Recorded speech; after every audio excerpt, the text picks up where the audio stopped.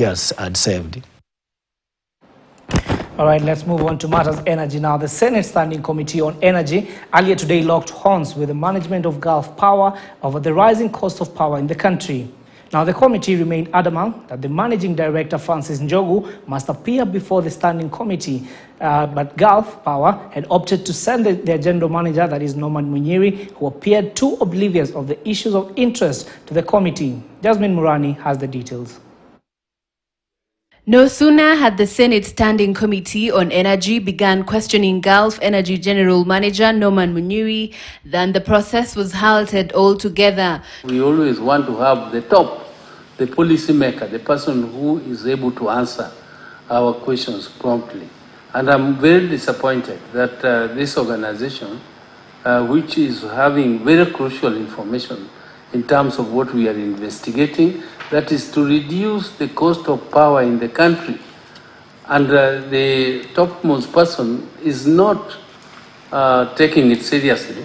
Maybe he's not well placed within the organization structures to have this information. Maybe we should be talking with the managing director who has this information.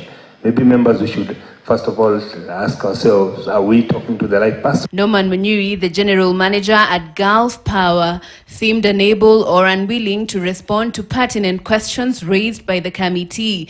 The shareholding of Gulf Energy was of particular interest to the committee. Should I put it to you that some of the owners of this Garant include the former PSs, the former CS of Energy, and some very prominent Kenyans? That's why you'll not be wanting to mention their names here.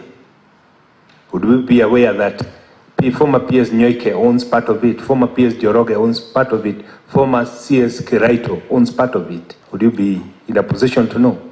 Norman Munyiri would vehemently deny this claim just moments after asserting that he was not privy to the owners of Gallant Power Limited, a shareholder of Gulf Power. I do not think that information is correct. It was at this point that the Senate committee alluded to dissimulation of information and resolved to adjourn the sitting until the managing director, Francis Njogu, appeared before the committee. And my suggestion is that our committee should be very, very clear going forward that no public company in this country should enter into contracts with companies whose beneficial owners are not known, and especially those registered in these notorious tax havens, Chair. An examination of Gulf Power indicates that KPLC Staff Retirement Benefit Scheme is also a shareholder. This raises a potential conflict of interest, as KPLC Retirement Scheme would directly benefit from the profits of Gulf Power,